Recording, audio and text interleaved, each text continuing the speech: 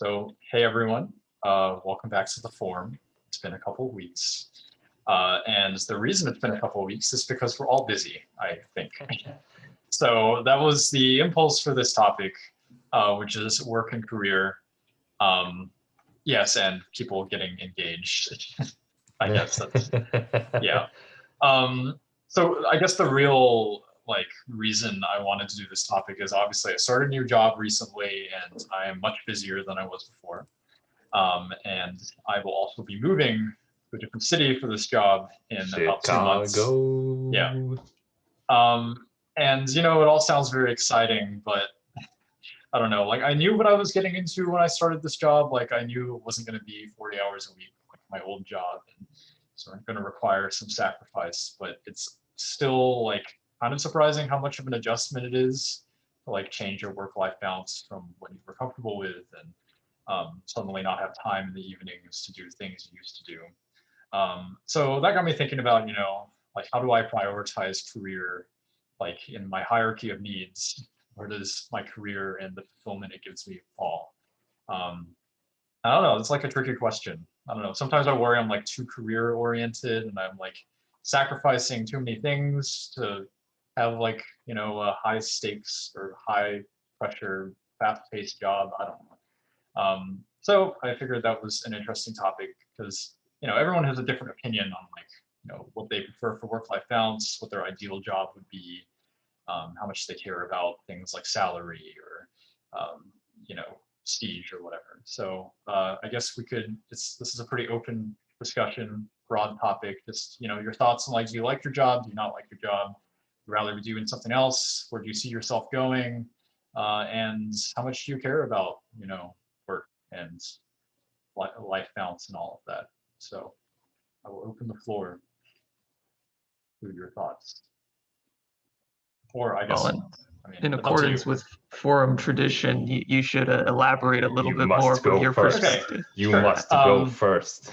Yeah, so like The new job is at BCG, right? yeah, it's at BCG. Yeah. So it's consulting, and obviously consulting is kind of like it's a service job, right? It's like a glorified service job. You're kind of at the beck and call of the client, and like a lot of work goes on in the backgrounds to like look good in front of them and kind of you know be ready for their requests and everything. So it's like kind of surprising. I guess each week is like a kind of a rat race. Like on my current project, we have like a weekly client meeting, like a working meeting, where we like are helping them develop the strategy. Right? They have like a 5-year plan. It's like a paint company, and they want to like globalize and all of that fancy stuff. So like we are helping them develop a plan for that. But every week there's a big meeting with all of like the heads of the different departments, and it's like just a pure scramble to get ready for that meeting every week.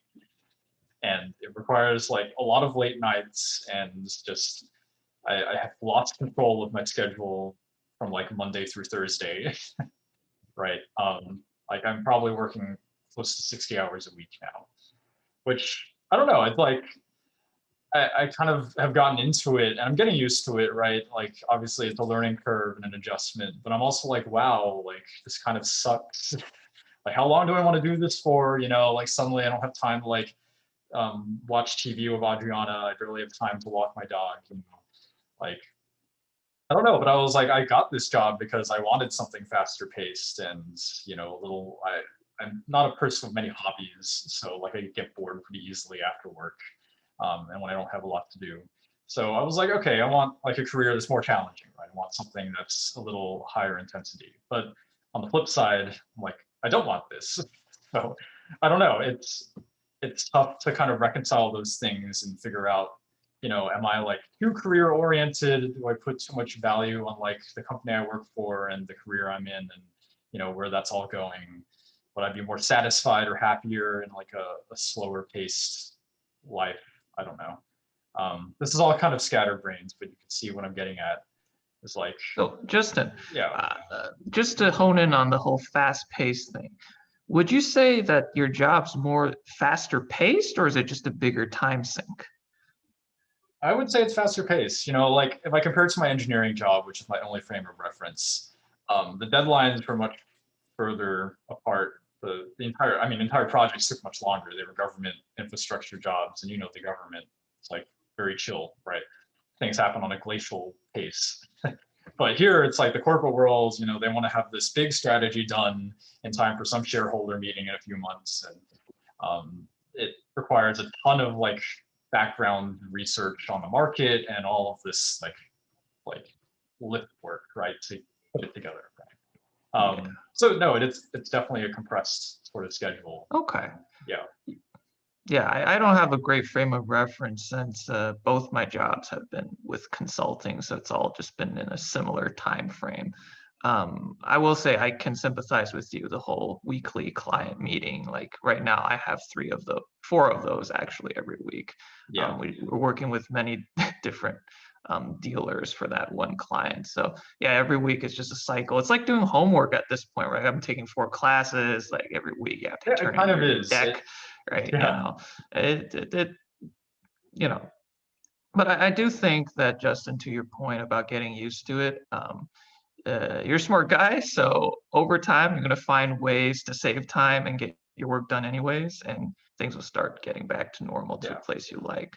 I hope so. And I don't want to make this like a therapy session for me and my like job acclimation problems, but Yeah, because you're not paying us for it. That's true. I don't want to give you guys more labor than you already have, but part of it's like I'm the new kid on the block. I'm like, I don't know anything about consulting yet, right? Just started less than a month in, so it makes sense that I'm uncomfortable, and obviously that's kind of to be expected. But yeah, and on that note, like you just kind of answered it yourself, but I think you'll figure that out in the next couple months. Like if it turns out in 3 months you still hate it, then yeah, maybe. Well, not that you hate it now, of course, but I don't really if hate you it, end up hating it in 3 months, then yeah, maybe it is something that's not compatible with you. Yeah, I'm trying to figure that out, right? Because a lot of people get into consulting jobs to like grind through it for a couple of years and then like exit to something else. I don't know if I'm one of those people. I'm having a hard time figuring out, what's my tolerance and what place does work have in my life. So the short-term pain is whatever, I'll adjust, but longer term, I remember like if I can think of like maybe a personal reason why I'm concerned. It's like, my dad was like very busy when I was young. He traveled internationally a lot, still does. And he wasn't home a lot. And I feel like that affected my relationship with him and like our family dynamic. And I'm like, do I want that when I have kids down the road? And I'm in my 30s, so I want to be traveling every other week to some far off place and not have time at home. I don't know. That's like, it's hard, but I'm also like, something Adriana and I talk about a lot is like that we're kind of like career oriented people. Obviously going into medicine is the ultimate form of being career oriented. She'll be like doing residency 80 hours a week, and then she's becoming an OB-GYN, which is like one of the more time demanding specialties. So I don't know. And like, yeah, it's hard to like balance wanting, like placing your career high on the list of priorities while also wanting a family life in the future and to not always be grinding. That's enough about me. Curious to get y'all's takes on, how you see work and what you tolerate when it comes to work-life balance. I can go.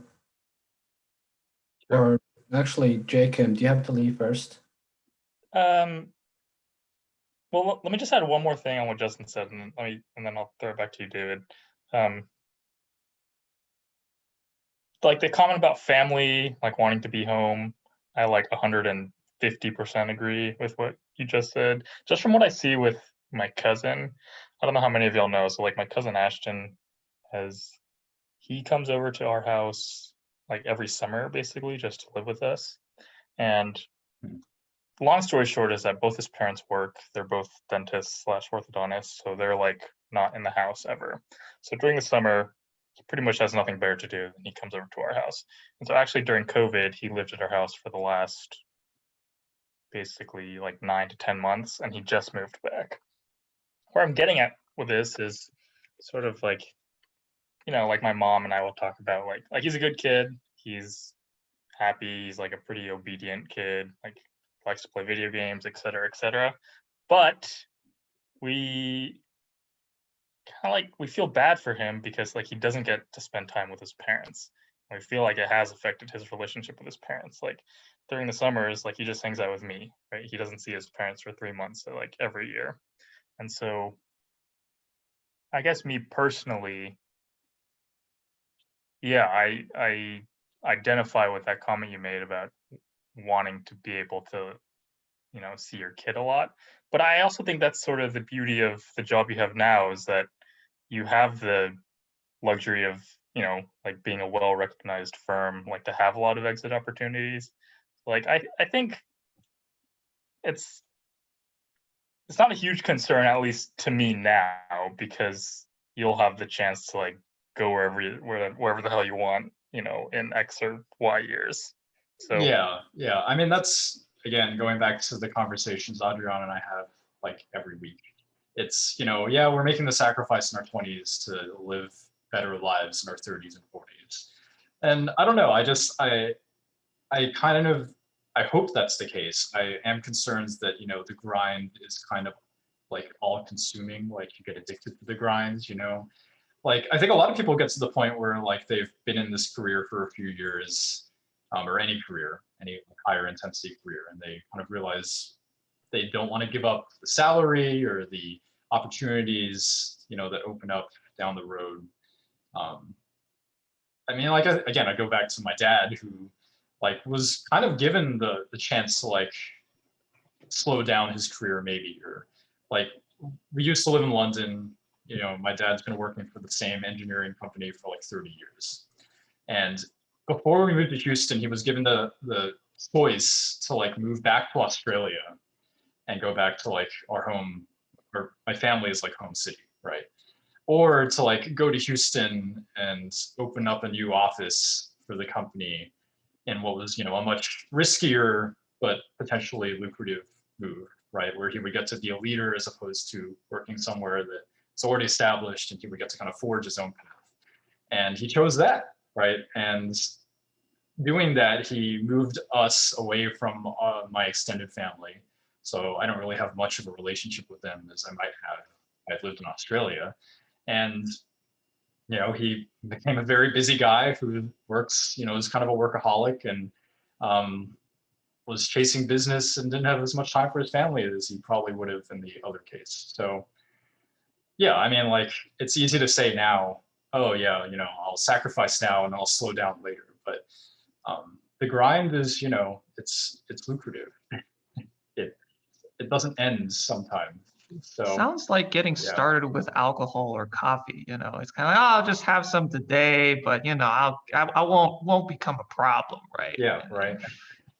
And then a few years later, you're like the host for AA, and it's just like yeah, like if you make it in like a field like consulting or something, and you suddenly are staring down like $300,000 a year, then it's probably hard to say no, right? So I don't know. That's another thing I juggle is like, how important is money? Does making more money really make me any happier? Don't have an answer to that question yet. Might make Adriana happier. Sure, but I mean, she's also going to be making plenty of money herself, so she doesn't need me. I think she has a longer lead time before she gets to the payout, though, right? Fair, that is fair. So you helping to bridge that gap will be very appreciated, I'm sure. Yeah, but I mean, I don't know. It's like we've like cast ourselves, Adriana and I, as like these people who like want prestigious or fast-paced, difficult careers, right? Like for some reason. I don't know where that came from, right? I think Alan and I had a conversation about like, it was based on like this Reddit thread about being a prestige gigolo. Where like being a what? Or prestige gigolo, I think was the term, where you're always just chasing prestige because you've been told, for years that it's important, right? Like I think the Reddit thread was someone on the MBA subreddit was complaining about like getting recruited into like MBB consulting, and they were like, I'm just chasing these jobs for no reason other than prestige. Why am I doing this? Like, it's only because other people think it's important, right? On a side note, Yeah. you mentioned, salary 300,000, and it just reminded me that the situation that you and Adriana are probably going to face in maybe 10, 15 years is precisely the same situation my uncle right now faces today. So his wife, or my aunt, is a doctor, does some kind of cancer therapy, again, very specialized, well paid, but and my uncle is also very well paid, but the tax rate that they face, basically my uncle says every year he works for Uncle Sam and they only get to take home my aunt's salary. And I was just curious. I had a conversation with KC a while back, and before he started getting paid on his job, he was very much like pro higher tax rates and like social welfare. But the moment he started getting paid his salary and only getting to take half of it home, he's like, fuck this welfare program. Why are you taking my money, right? So I'm just curious, Justin. I think it, has thinking about kind of future earnings changed your attitudes towards taxation at all? Just as a tangent. Interesting question. I used to get like kind of worked up about taxes when I like first started working right out of Rice. But I don't know, like now that I've like kind of gotten into a like routine with my finances and I don't really think about the paycheck that much because everything is automatic, pay the same rent every month and car insurance and electricity and whatever. And have some money left over to spend too much at restaurants. Like, I don't know. I don't really think about the taxes these days. Although I am currently being double taxed because my home office is in Illinois, but I'm living in Missouri, so I have to pay state taxes twice. That's bullshit. But otherwise, no, I don't think about it. Sounds like you're comfortable right now, so you're not too concerned. But the moment that's the thing, though. Like I was comfortable, right? I didn't have to take this job in consulting because I was comfortable, I think, with the amount of money I was making and my job. So I'm kind of like, why did I do it? Like it was, I think it was to, experience something different. I would have kicked myself if I hadn't done it. But it's also like, damn, I was like pretty happy here. I have like a dog. I live with Adriana, obviously, that's great. And I had plenty of time to do whatever after work.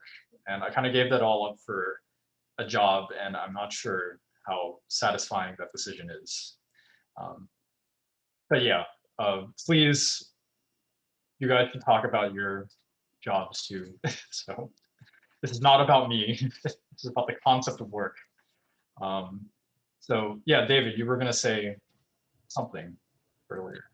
Oh, this actually, it ties in well. I was going to say that, like, for me, my background is in research, and I'm a grad student and whatnot. And there's always times where like I feel really, really shitty about what I'm doing. I'm just like, I don't know what I'm doing here. I hate this. I don't want to wake up and go to work because it's not comfortable, or I feel unclear in what I need to do.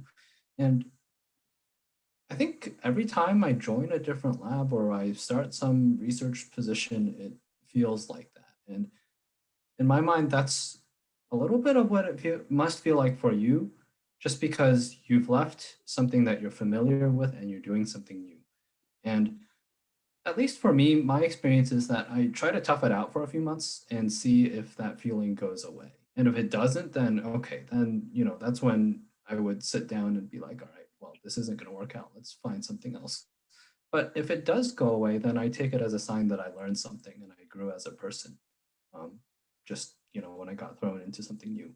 So I think there's that aspect of it, right? That trying something new, living in a new place, doing something new. There's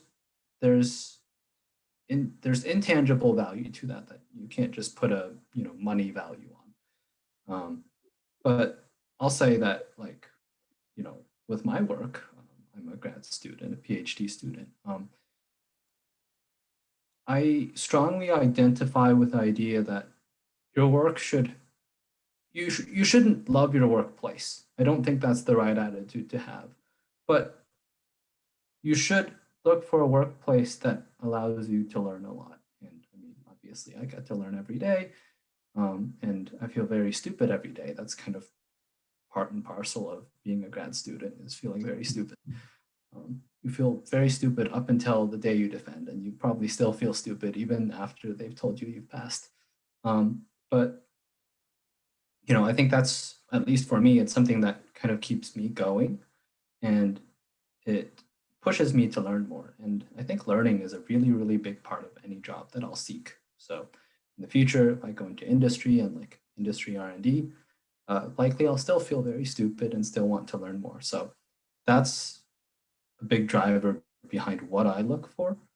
But that only really happens after I get past that initial discomfort, which is what you're kind of describing right now.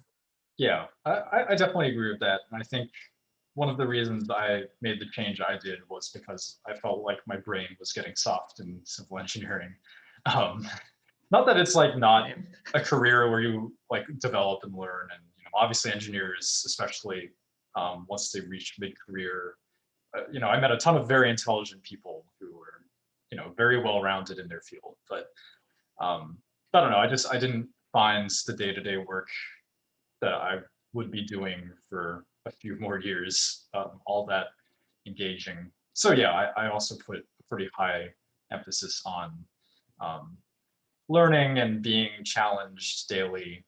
I think, I don't like falling asleep at my desk, just clicking on the same little boxes on the screen, all day. So yeah, no, I definitely feel that. But yeah, also the discomfort factor. I think that the first year out of college where I was working was probably like the worst year of my life, because I was starting out in like, corporate life, feeling stupid and just kind of dreading every week, because I would have to like get up and go to the office for 9 hours and like just marinate at my desk, not understanding anything I was doing.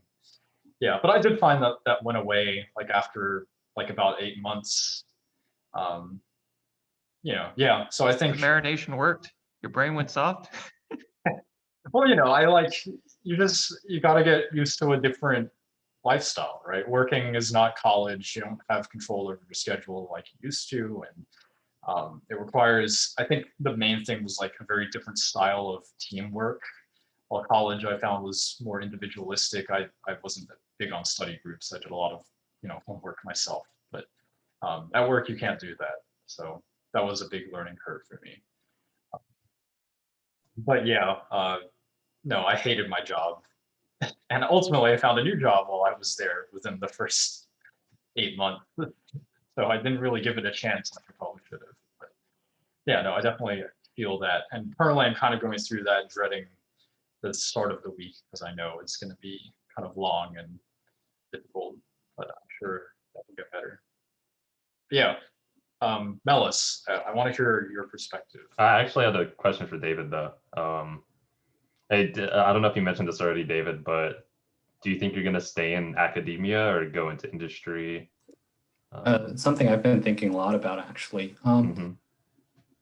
I like research. I think it's interesting to be in a space where you can appreciate all knowledge. Whereas, I kind of come from the perspective that some knowledge just in industry, some knowledge isn't useful. It doesn't matter.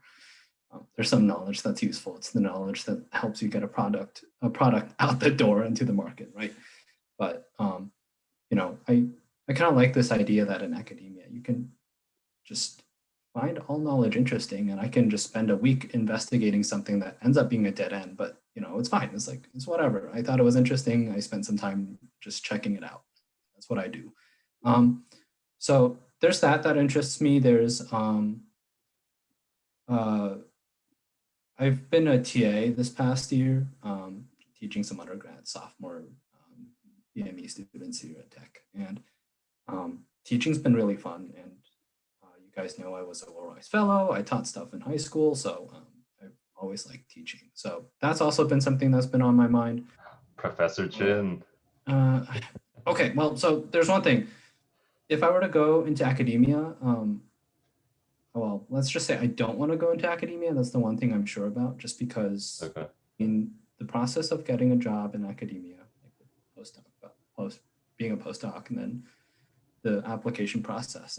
It's grueling. And then being junior faculty and getting your grants and your lab running, that's grueling. And it's kind of a rat race. So that's not something I'm really interested in. And teaching Gotcha. really is a sideshow to all of that. Unless you're non-tenure track teaching faculty, then you just teach all the time, which I don't know. I could be a second career teacher. I'd be happy to do that. But I'd like to get some real world technical experience for my first. Okay. So that would either be, I'm thinking industry R&D, my uncle, he does R&D for name brand LASIK actually. So he works at J&J Vision Systems out in California, and they actually develop the LASIK systems, and they have a plan for where they want to go in 5 years, and they have these cool ideas of what they want to be able to do with their laser and their product in 5 years from now. And they work on a pretty long timeline because you build something, got to get it through FDA approved and clinical trials and whatnot. So that's actually industry R&D. Something like that is something that really interests me. And then the other thing that I would really like to consider for my first career is actually policy. I'm a policy wonk, as Justin knows, and that kind of branches out into my work in science, right? How can my work in science and engineering influence science and technology policy in this country? Or, how can I, if I were to go work for FDA, can I apply those policies as someone who works in the regulatory side of things, right? If GE shows up to the FDA and is like, yo, we made this new MRI scanner, can you approve it for us? Then I'd be the guy who'd be like, okay, well, I have this issue with your design process, and you have that issue with your performance or the safety of it. You check it off or you don't check it off. So that's the other thing I'm thinking about. So policy or industry R&D. So it's kind of two sides of the same coin in a sense. But not staying in academia as a tenure track faculty. Okay. Interesting. I didn't know you had an interest in becoming a regulator, David. It's interesting. I listened to a couple of panels on this. They brought some Georgia Tech alums back, and these were people who are at FDA doing this job, and they said that the job is a little bit like doing PhD work, and that you're doing new stuff all the time. And there's a million things crossing your desk, and they said that they're constantly learning because you have to keep up with the field. You have to keep up with what's showing up at your door. So there's that. There's the fact that they don't earn as much money. The benefits are good, but the salary isn't as high. It's public sector. And then they said that they went to work every day with a strong sense of public service, an idea that they're doing work that protects the American public. And that was something that really resonated with me because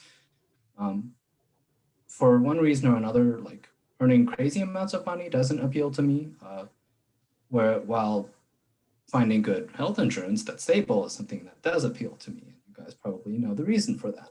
So, working in public sector and doing something that is considered a public good is something that's been pretty interesting to me lately. So that'd be pretty cool. And I don't know, they said it's not really sleepy either. You're on a crunch time. You have to learn a lot of stuff. So it kind of went against this view that government work is sometimes sleepy and just really slow. Which was But they're probably not. My understanding is no government job requires more than 40 hours a week. Is that accurate?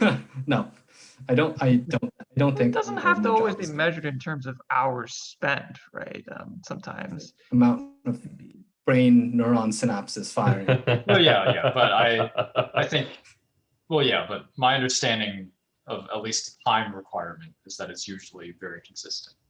Yeah. Well, I suppose it would depend on, for example, I'm just making things up. Suppose it was David got staffed on the team that was supposed to investigate whether or not this vaccine's safe for the public, right? 40 hours a week? I don't think so. We need to get this vaccine out. No, oh, okay, so in so 5 days, okay, you so know, so so no more 40 speaking, weeks. so speaking of that, because government agencies, they have a body of highly skilled, highly experienced people working in there. They'll be tasked to do things. Like I know some people from Rice who are now at, they're doing their MPH at Emory, and I saw them last week, and they said they're doing research at the CDC, except their research hasn't progressed over the past year because huge sections of the CDC just get put on COVID detail. They're just like, all right, you guys need to go help out now because you're qualified and you have to be flexible. So there is that. Yeah. Yes. Yeah.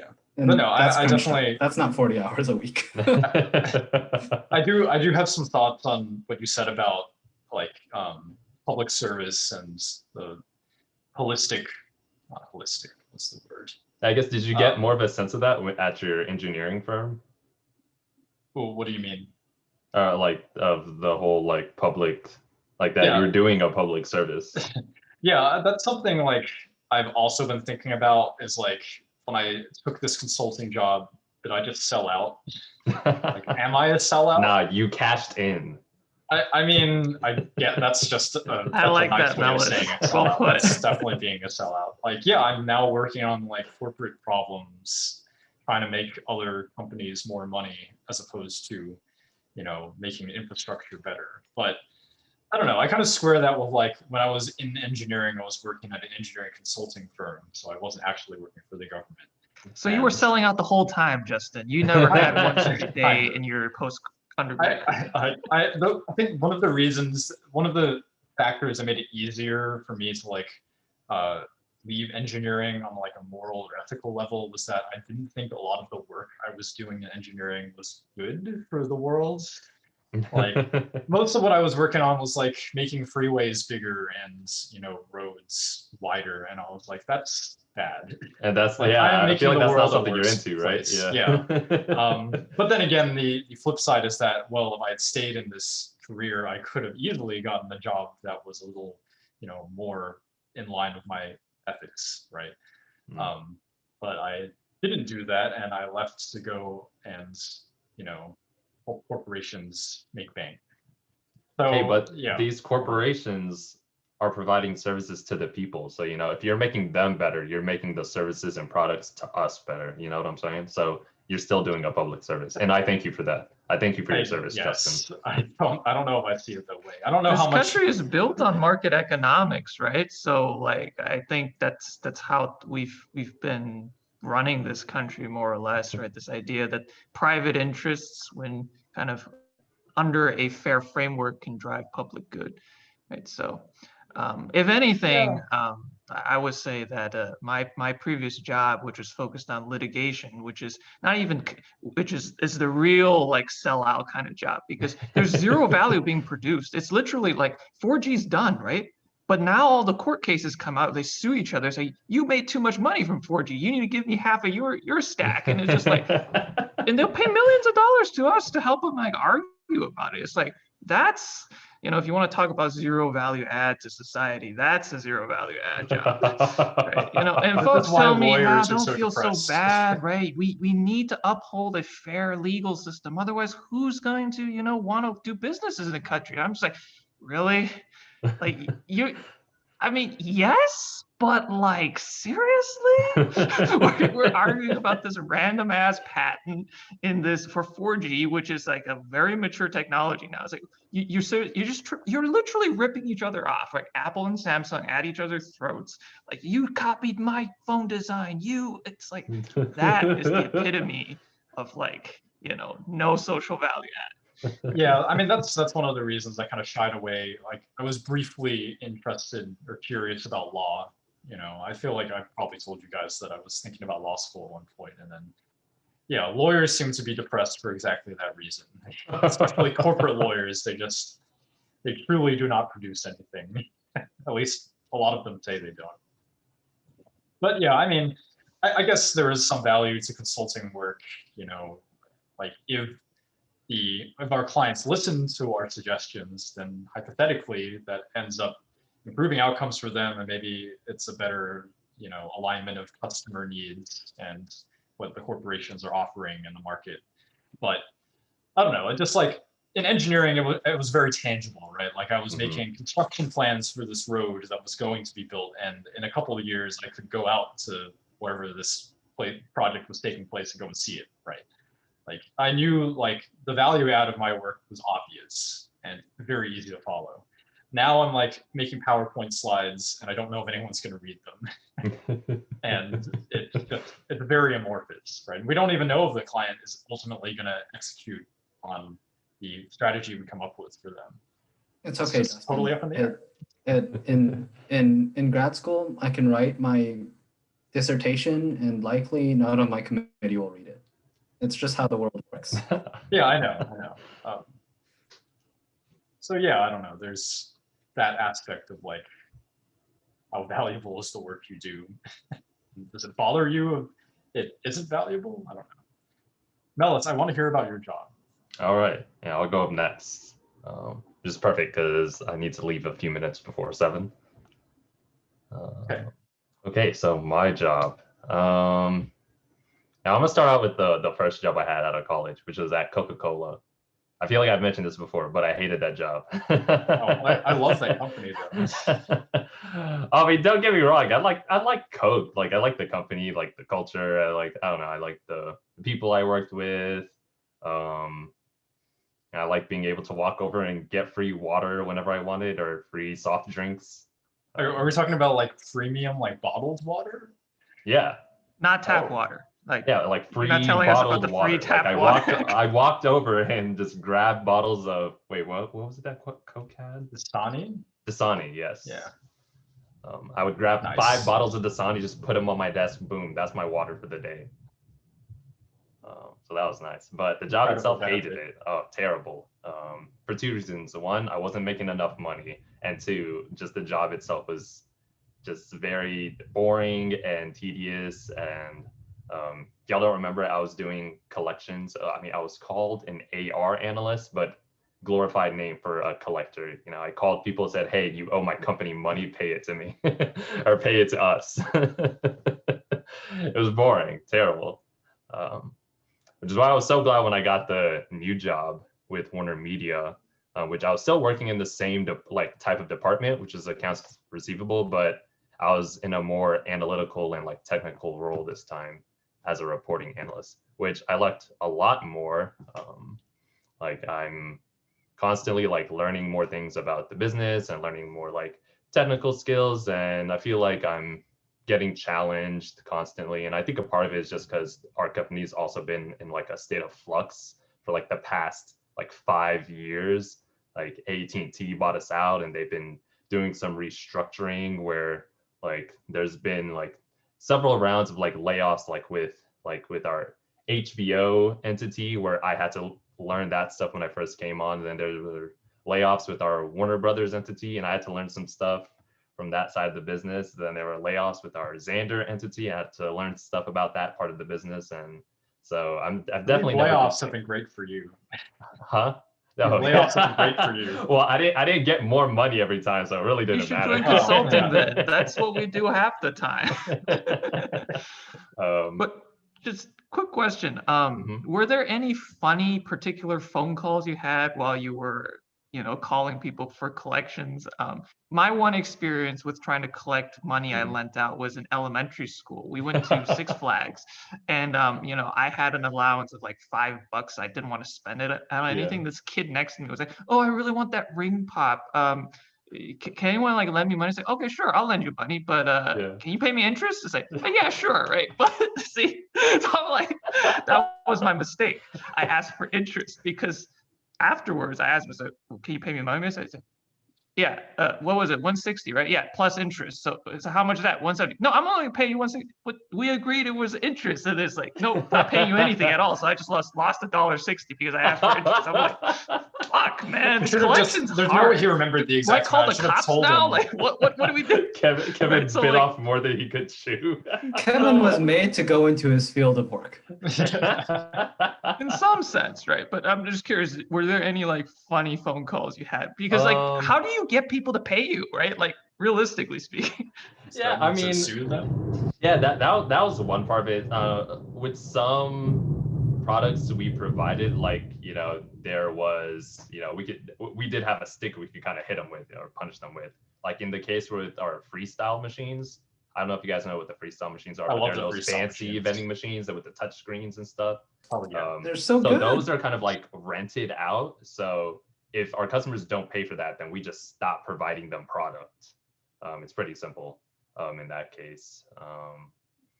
But like with our old school ones, where those are usually actually just straight up bought out, and then the product isn't purchased directly by us, but it's purchased by our bottlers, which are like franchise under us. The Coke system's kind of wonky, but I think it's fascinating, but it's I won't very get into that very tangent. complex, and I Yeah. never learned all of it in the year I was there, but I got a kind of a gist of it. But those cases were a little tougher, but I don't know, some people are just like, you know, they just kind of understood how it worked. You know, we provided you something, can you please pay for it? Yeah.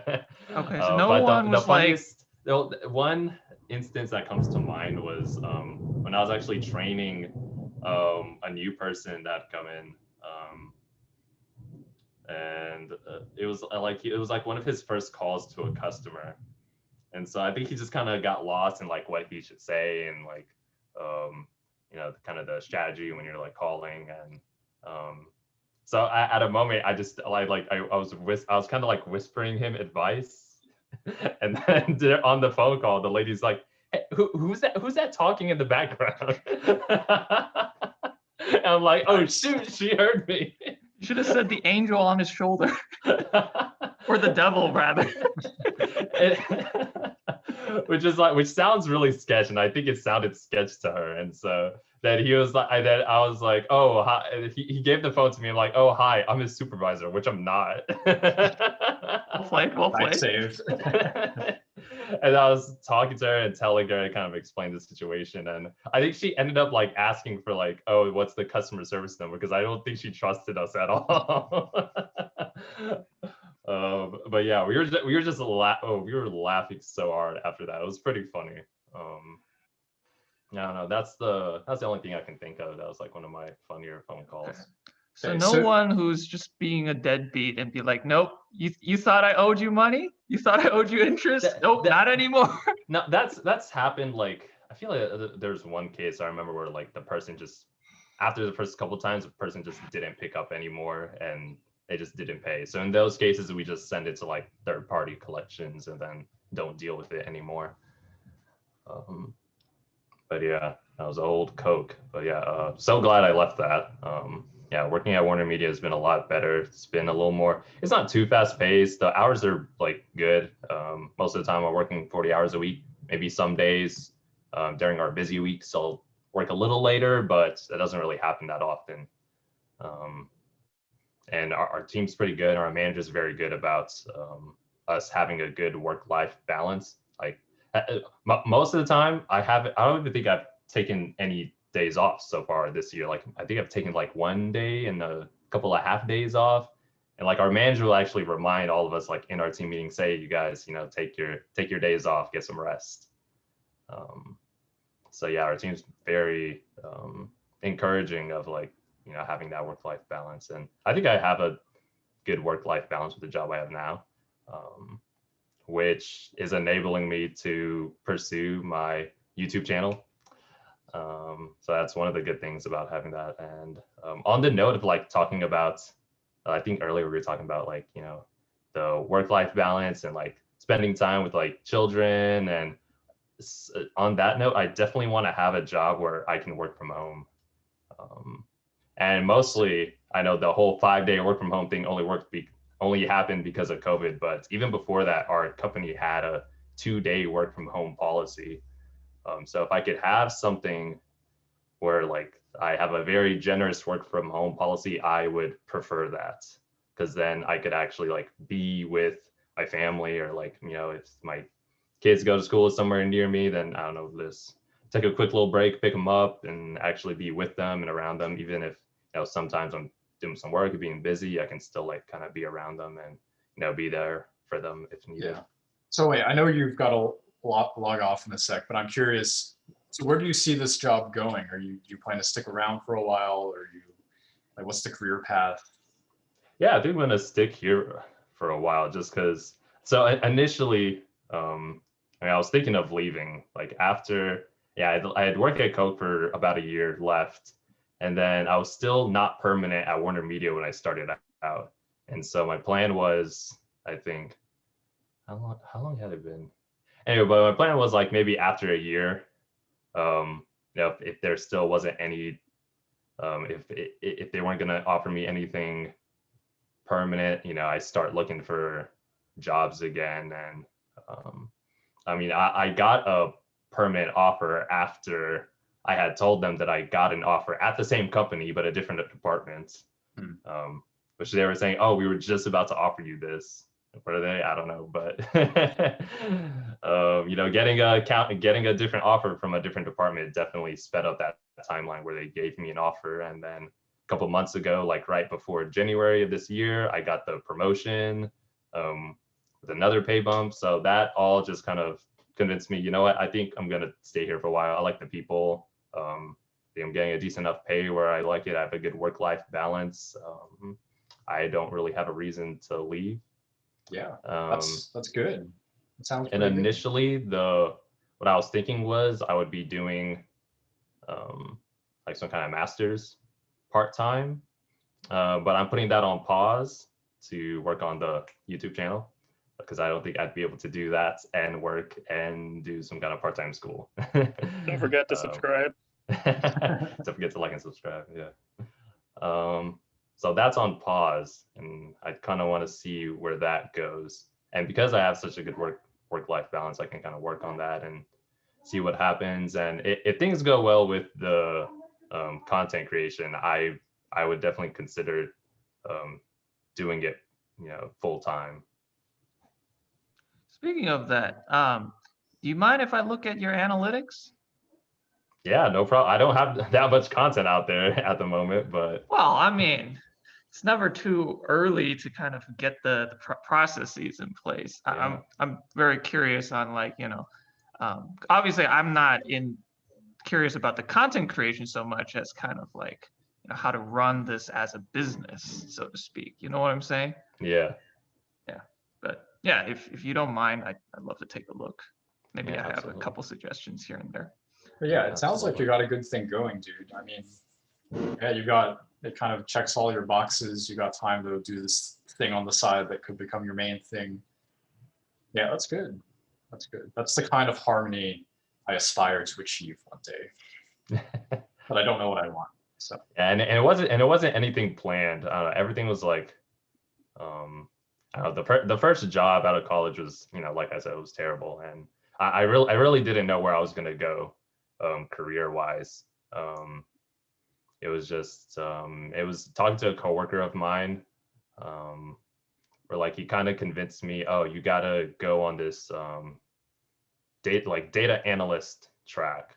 He was telling me, he was like, hey, you gotta learn all these like technical skills, like yeah, you learn to be really good at Excel and like SQL and Power BI. And and then it's gonna open up all the doors and you're gonna get all the jobs. And I was like, you know what, let's see where it goes. And I like doing all that like analytical stuff anyway. And I put in the work and I did a lot of job applications and eventually got this job at Warner Media, and here I am now. So yeah, oh, that's great.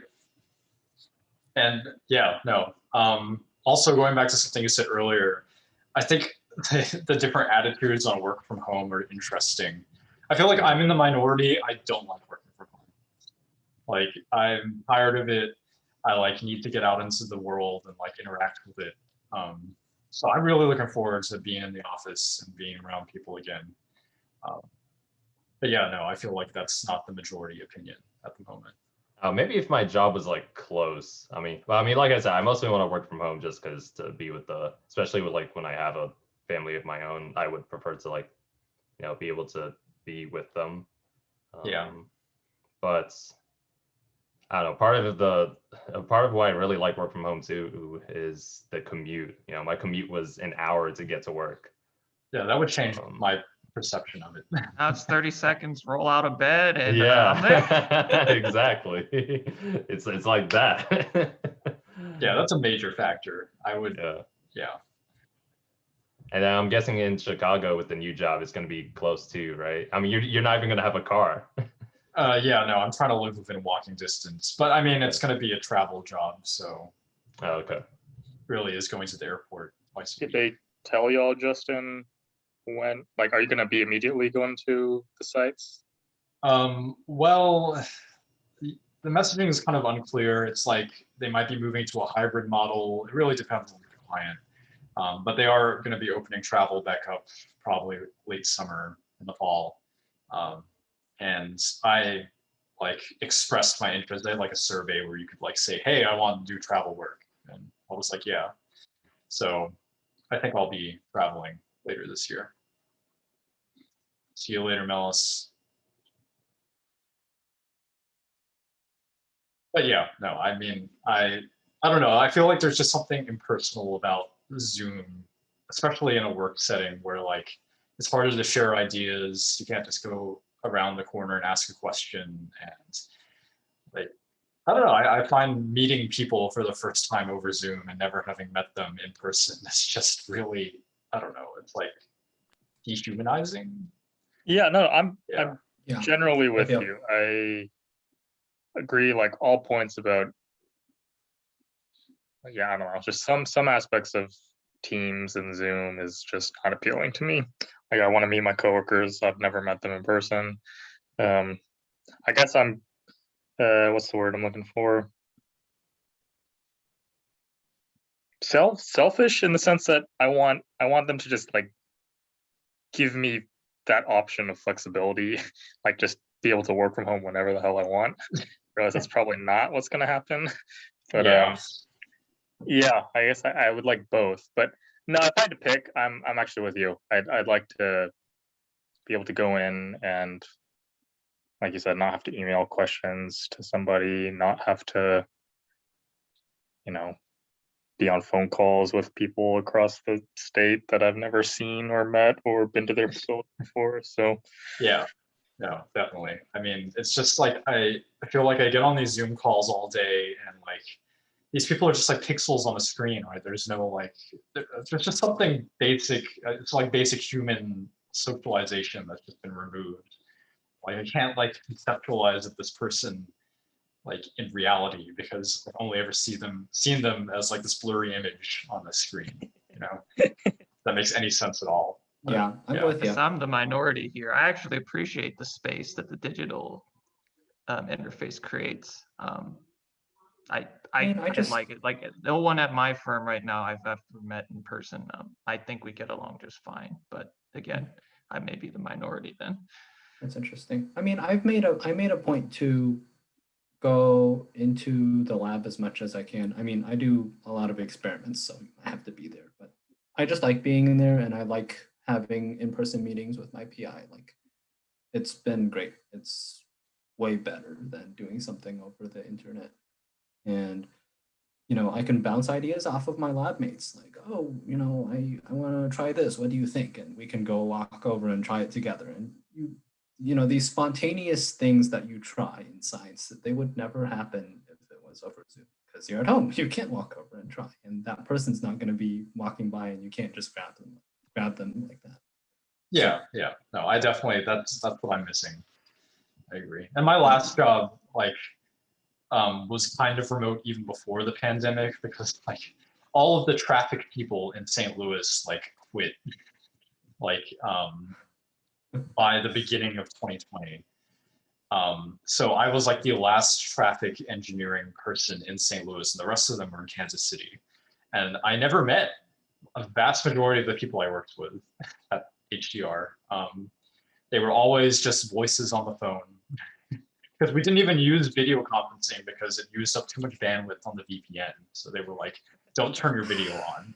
So I literally only knew these people's voices. And it was just like, I feel like it made it easier to leave that company because I was like, well, I only know these people as like disembodied audio. Like I've never met them. So I don't feel like a personal connection in the way I might have if I had worked in Kansas City and been in that office. I don't know. Well, hopefully the end is nigh. Like we don't even have to talk about this in a couple months. Like Oh, if yeah. we get vaccinated and whatever cases actually go down, then I'm glad to chalk this up as, you know, a once in a lifetime event. I can tell my kids about it. Doesn't need to happen again. I'm chilling. Yeah. At least at BCG, it's like the ending is set in stone. We have to be back at the office by Independence Day or after Independence Day. So yeah. Yeah, honestly, I don't know when yeah, that is. When is that? 4th of July. Oh, Independence Day. I was thinking Yeah, Memorial Independence Day. for some reason. Okay, yeah, yeah. So Oh, that's sooner yeah, than I thought. That's great. yeah, Well, I mean, I guess I think depending on who everyone you are. will be vaccinated, should have the opportunity to be vaccinated by then. I mean, it's open to Yeah, everyone now, so I think it makes Oh, sense. yeah. That's soon. I That's like good. it. Yeah. Yeah. But Justin, I'm curious about your job. I don't know much about your job other than it's Oh, like yeah, healthcare consulting, right? It's not. I don't think I'll add too much to what's already been discussed if I had to guess, but yeah, I have a consulting job, surprise, surprise. Not too uncommon amongst these full rice folks, I think. But I work exclusively in the healthcare industry. It's not the glamorous strategy or M&A stuff. I do generally like risk and revenue cycle and a little bit of audit, which is like the most boring of the three. But I guess just general thoughts on work-life balance. It's fine. Kind of the answer I've been giving people now. You know, I've been there almost 10 months, I think. I just saw that on my LinkedIn. Like it says 10 months now. I don't love it. I don't hate it. I like view it as my job, really. Like I'm just there to do my time. I have the classic be there for a couple of years and then I'd like to work in a hospital. That's my clear route, if you say. What does that entail, working in a hospital? Yeah, then that's a good point. So the advice that was given to me, the only reason I took this path was because I didn't know what I wanted to do, and so my boss during my summer internship was just like, hey, maybe you consider this because if you're still interested in healthcare, you know, you can work with a lot of different kinds of healthcare clients and then maybe see what you like. So yeah, I still don't really know. I've worked with mostly hospitals, but a couple of like other types of clients like hospice and infusion and some smaller physician clinics. And yeah, they've all been fine. None of them have really stood out to me yet. I think that might change based on the scope of my project work, but still, at least for now, I don't see, and I don't have any like immediate issues with my work-life balance. Like I work a reasonable number of hours, I get compensated fine, but it's not something I see myself doing even in 10 years. I'd hopefully like to be out by then. Maybe 3 to not 3. I think that's unrealistic. Maybe like 5 years. I'd like to be in industry, just because. Well, and that's the other thing. So I haven't traveled yet, right? So I don't know if I'm gonna love or hate it. I have a feeling I'm not going to like it. How much travel will it require? Say that one more time. How much travel will it require? The number they gave me was like when I first interviewed, because I thought I would be traveling, was anywhere from 30 to as much as you like %. So that's what they told me. So, and I was fully prepared to be traveling, most weeks, because that's kind of what my advisor told me. Was early on they'd like to encourage people to travel, and so I was gonna like get one of those nice credit cards that gets me points and stuff. That's all on hold. None of that ever happened because I haven't left my parents' house since this all began. But where am I going with this? I'm kind of on a tangent. Yeah, I mean, it's fine. Really, my big takeaway is I don't love it and I don't hate it, and it's my job, and I don't anticipate being here for too long. So that's really it.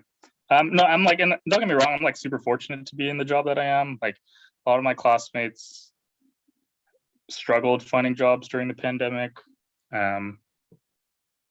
which is totally understandable. So I think, very lucky to be in the position that I am, being in the position to be able to live at home and not pay rent, etc.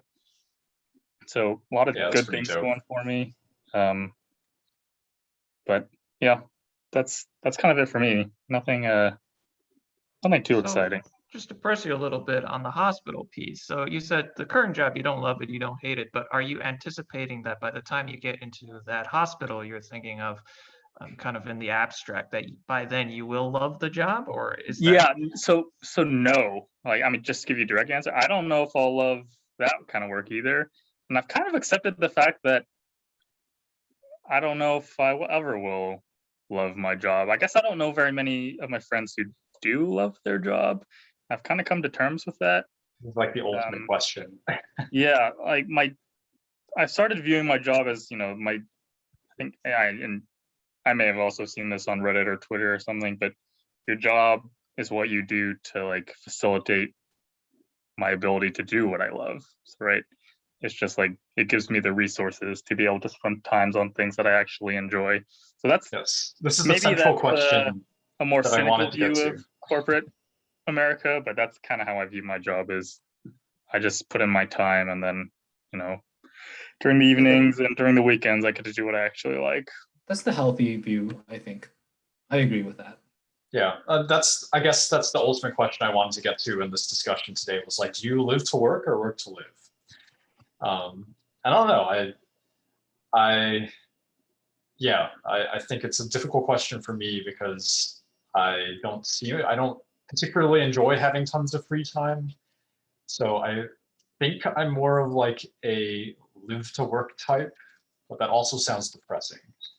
So yeah. I think you can similar idea, but think of it a little bit differently.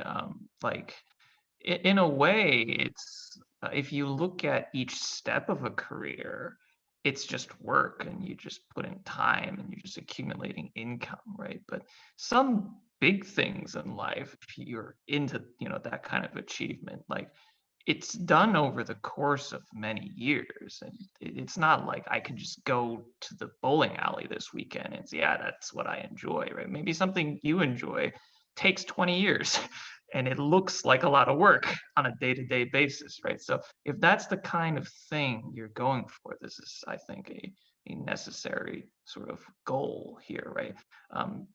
That's what I also share that kind of general view that there's like, two broad attitudes towards work, right? One is I don't do this for it. I do it for basically the, save money, for example. That's like an easy answer, right? Like I have other things I want to do with my life. And then there are people who are like, money's good, but there are many different ways to make money. I choose this way because whether it's I feel like I'm performing a public service or I want to build something that I call my own, right? Like this is stuff that's done usually in conjunction with your work. And because it takes so much of your time, you would hope that you get paid reasonably well for that undertaking. So, it's kind of, I wouldn't say it's, people who are workaholics that, people might call them workaholics aren't necessarily slaves to their work. I know some people that the thing goes awry and they do end up kind of being like slaves. But,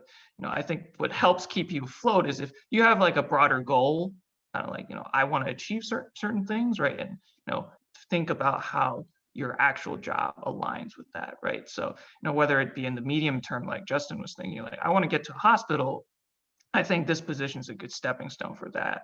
Or whether Justin, pardon my surface level understanding of your enthusiasm for public transportation, but suppose let's set aside income for a minute. If you had aspirations to completely reinvent the transportation, how it works in the United States, right?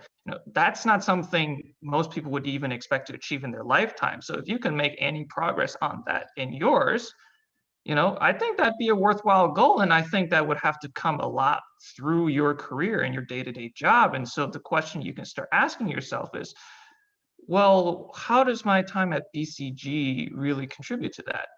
right? You know, is this something I do want to spend time in my career kind of working on? Not necessarily just someone tells me go do X, Y, Z, but you being in the driver's seat saying, hey, I think we need more buses. Okay, and where is the best place I can go to make that happen? Right? Is it BCG? Or maybe if you start at BCG and then we go somewhere else, right? So, you know, in that way, it's not so much you live to work, but you live to get something done, and kind of you want to get paid for that too, right? You know? Yeah. I guess that's a more eloquent way of putting it. I think, you know, I kind of view my career as like a project, right? And ultimately the end result of that project is to be someone in some position of influence who has some level of expertise in a topic that is kind of undetermined at this point. That's the appeal, I guess, of being a generalist consultant, is that it's a choose your own adventure. Hey, we're gonna put you on all of these different projects and you eventually pick what you like. So yeah, I mean, like, obviously there's a goal. I'm not just going to work every day, and I didn't, you know, change jobs just to, I don't know, for the superficial Monday through Friday sort of routine of it.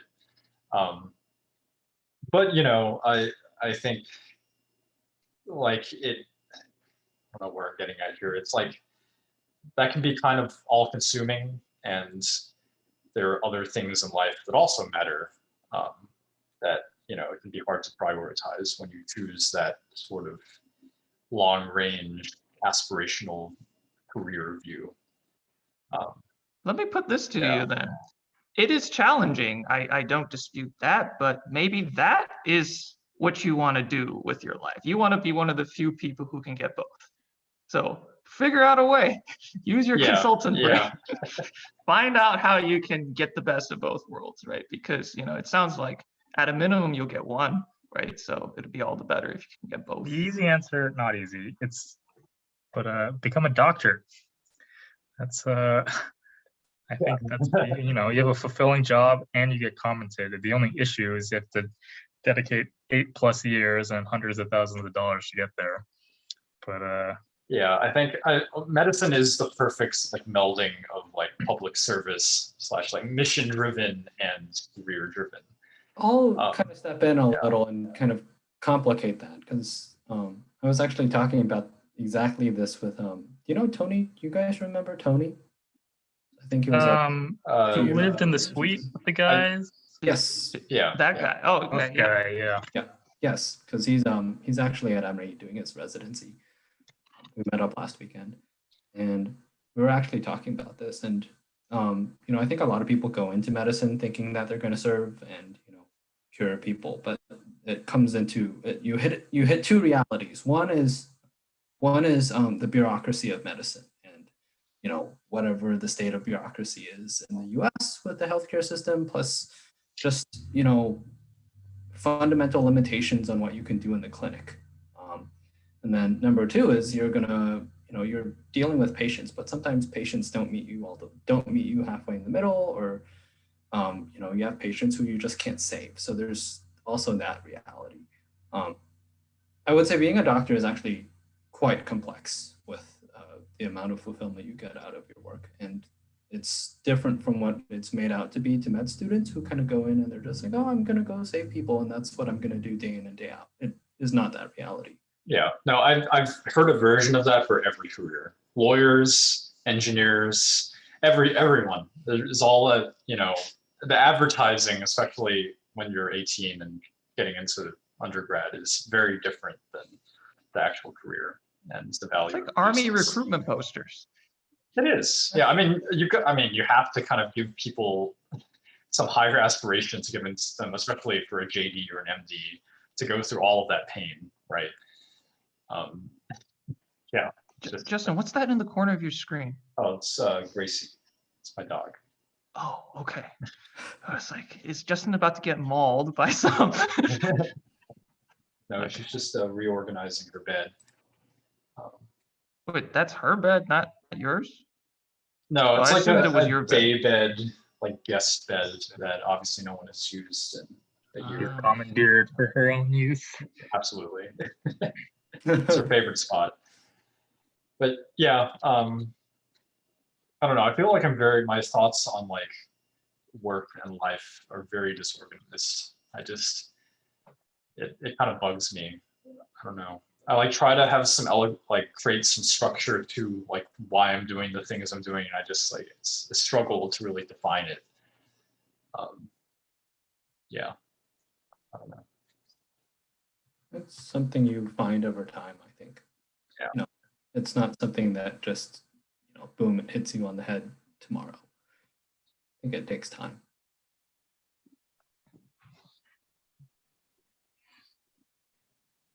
And just to add to that, it in conjunction with time, it also takes kind of an active mind looking for it, right? You have to be looking for it, even though you can't find it tomorrow.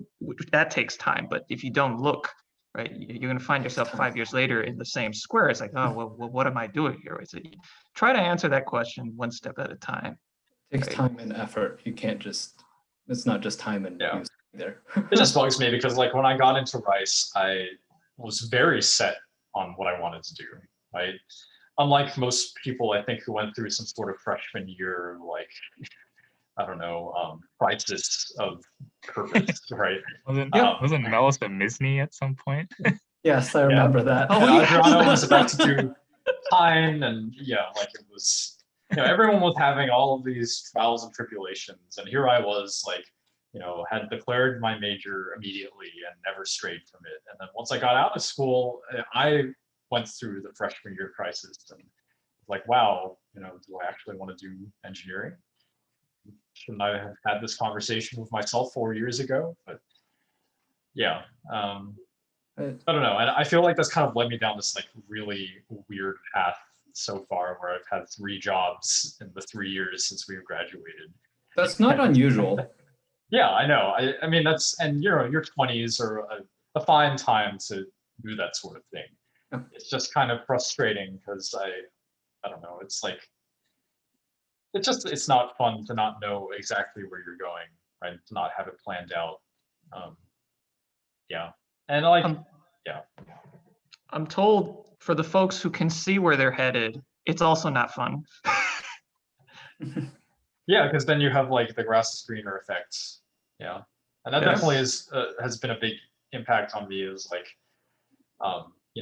seeing all these people in consulting, like, wow, it sounds so cool. I want to do that, and then not really knowing if like I intrinsically want to do it, or if it's the perception of it, the advertising that makes it look so appealing. I guess I will find out over the next couple of years how much it stacks up.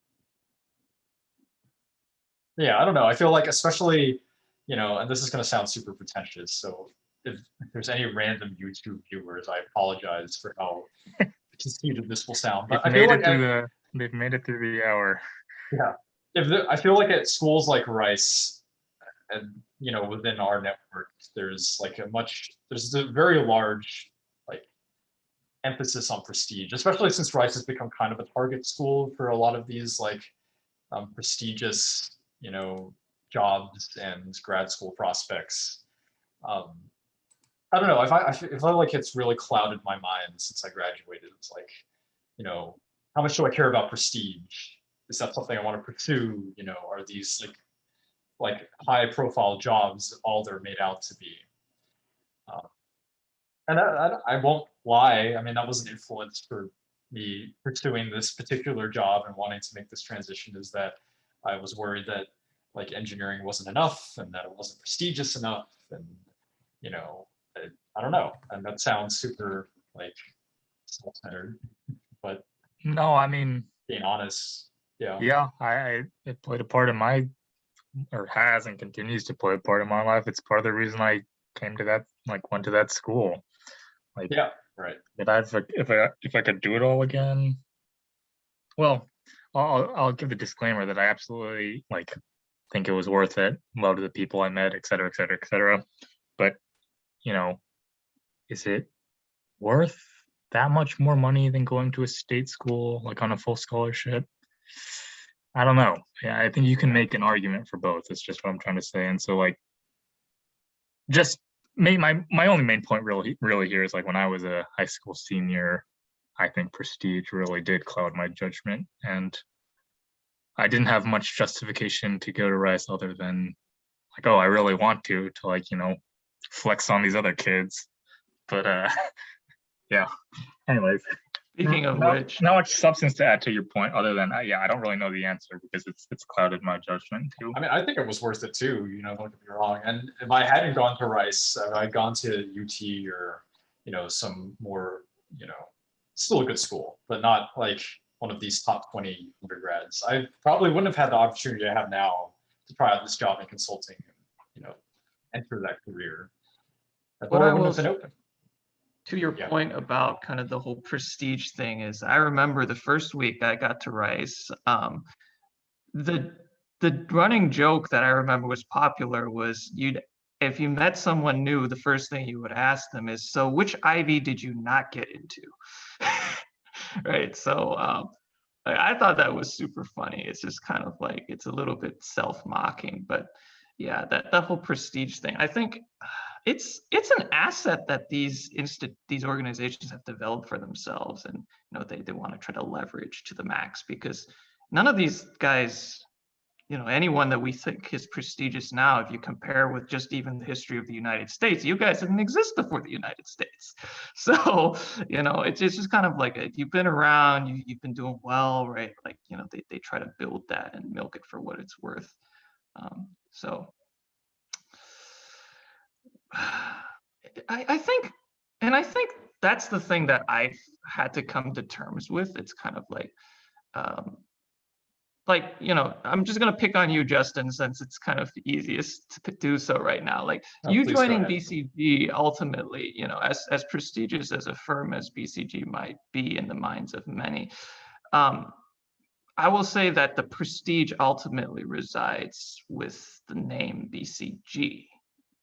And you will be able to, you know, to some extent wear that as let's call it a badge of honor, in much the same way you will be able to flaunt your Rice diploma should you choose to do so, right? But it's like, how do I put this? I think what some people, especially someone like you, who you would describe yourself as very like kind of achievement driven, right? One thing that you may struggle with later on is the idea that, well, ultimately this is prestige with their names, not mine, right? So it's kind of, and then that's the other Yeah. thing about this is your career. What's going to make you stand out, right? You know, I think that's possibly what's driving a lot of this concern at the base level. I certainly feel a degree of that myself, going day to day. So please correct me if I'm just projecting, but like that's the sense that I'm getting from you, that like, you know, it's all prestige, but what does it really matter? Is this, and how does this have anything to do with me? Is it my prestige? Is my career just about building my own prestige? Like, what is it? Yeah, I guess I don't know if I'm concerned about like inherent prestige, the prestige of the name Justin Rain, as opposed to prestige of being an employee at X company. I just think it's more like, is working somewhere prestigious really fulfilling? Like, is it more trouble than it's worth? You know,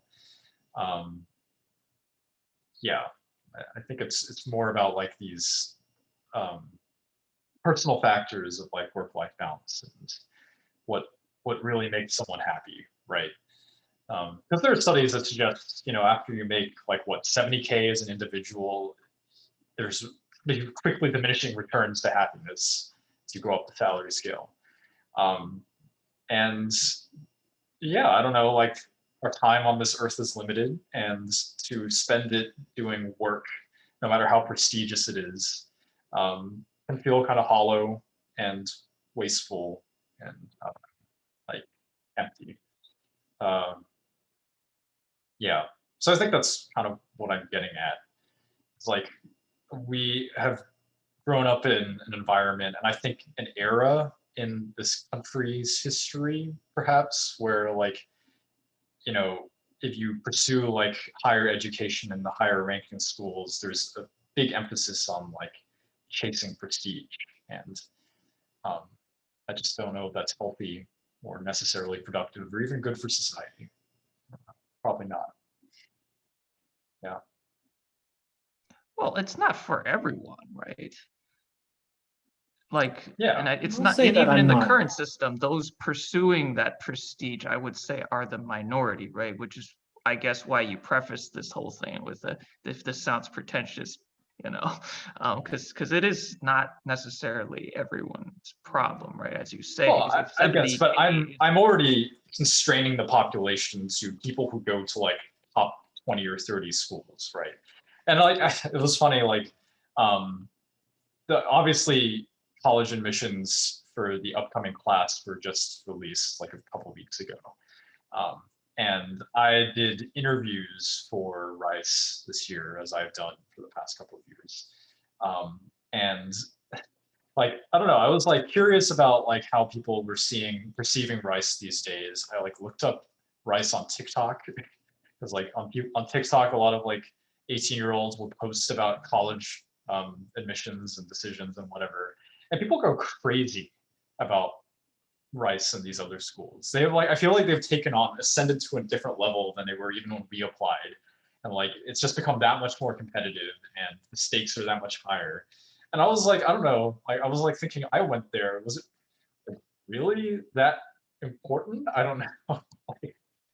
Like these people are so excited or so emotional about getting to Rice. You know, there were like rejection videos of like people who didn't get in, like having breakdowns and all this pressure that's surrounding this decision. And I'm like, what is the value proposition of Rice specifically? And why are people so worked up about getting into these schools?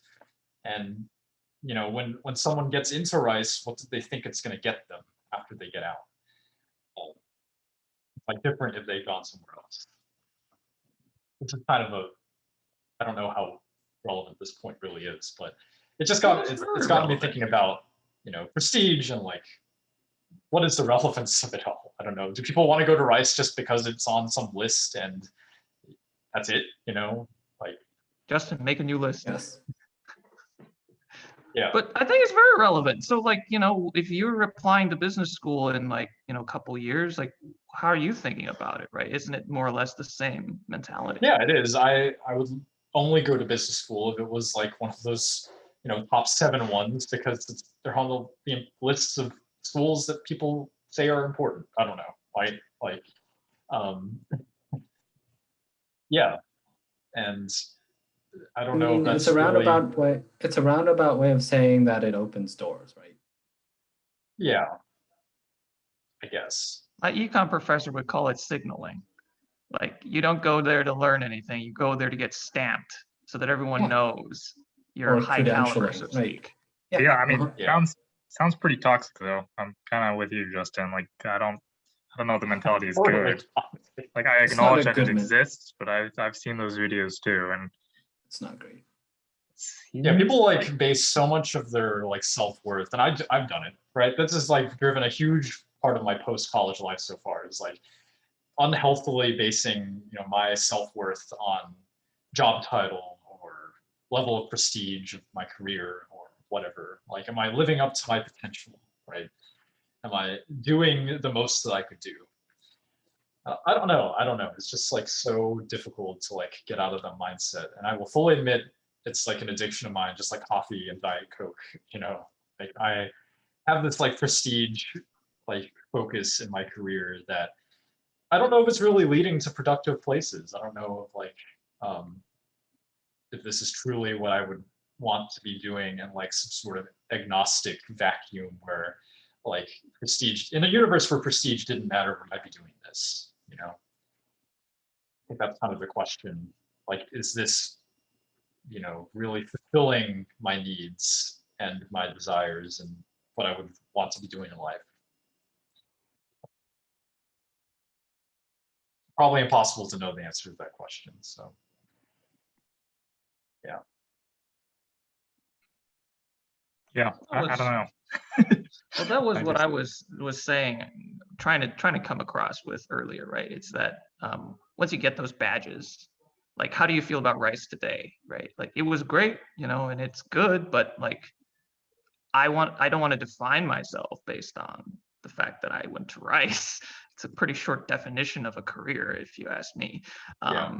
So I feel you will find very much the same story with BCG or, you know, a lot of things, if, you know, the primary value proposition is the prestige, right? You'll be like, I've been there, done that, right? So that's why, you know, maybe it's not the prestige of Justin Rain, specifically that name, but it's kind of like, you know, I guess it's my way of saying kind of like something that you can really find value behind it, right? So I did something, and the, you know, being proud to say that, not because it looks nice, but just primarily because you feel good about it. Yeah, it's just so hard to separate out, you know, why you feel good about something. Yeah. Yeah, Any it's other whatever. points? I'm not worried about you, Justin. But please You're, don't worry about me. I think I'm like you. I'm very lucky to have this job. I don't Yeah, know how I got it in the first place. Like, it's a huge privilege, you know. But and you're Yeah. more than self-aware enough to like know if it's becoming a problem. So, you know, I hope so. I don't first know. step of AA is acceptance or admitting that you have a problem, right? So you're already on the right track. We're chilling. Yeah. But yeah, no, I'm sure it'll be fine. And I'm sure a lot of people go through the same sort of self-doubt. But yeah, I think we've been going for about an hour and a half. So any other thoughts on your careers or anything related? Nothing for me. And yeah, that's a good point. Yeah, actually, I gotta run too. I've gotta help my mom with something. So gonna log off here in a second. All right. Cool. See ya. Well, if we're good, then I'll stop recording.